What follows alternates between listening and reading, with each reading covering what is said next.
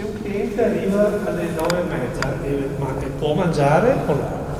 L'invito che faccio anche alla polizia locale è in qualche misura, la polizia locale lo farò anche naturalmente agli altri soggetti dediti alla vigilanza, è quello di applicare sempre il buon senso. Le domande di ristoratori e baristi all'amministrazione comunale a 3 giorni dalla riapertura, tra incertezze sulle norme, amarezza e soprattutto la richiesta di venire incontro alle esigenze di questo settore in enorme difficoltà.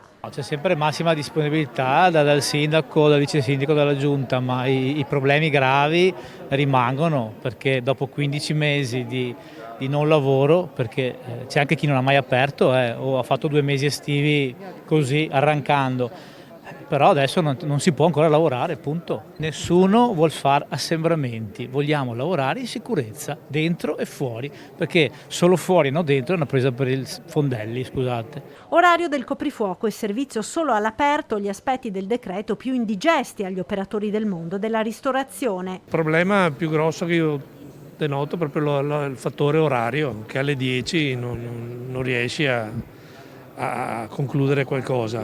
I negozi chiudono a 7:30, 8.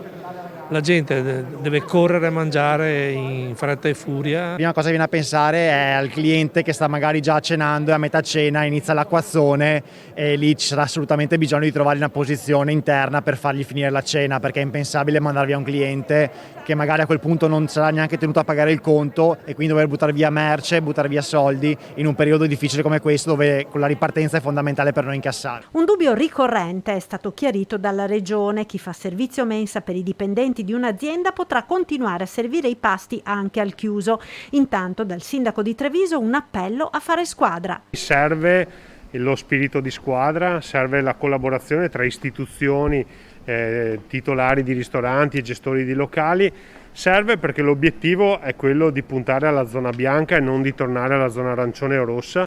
Abbiamo chiesto semplicemente di creare una grande sinergia per affrontare questo nuovo periodo di apertura con grande responsabilità e soprattutto porci come obiettivo quello di migliorare la condizione sia economica ma anche da un punto di vista sanitario.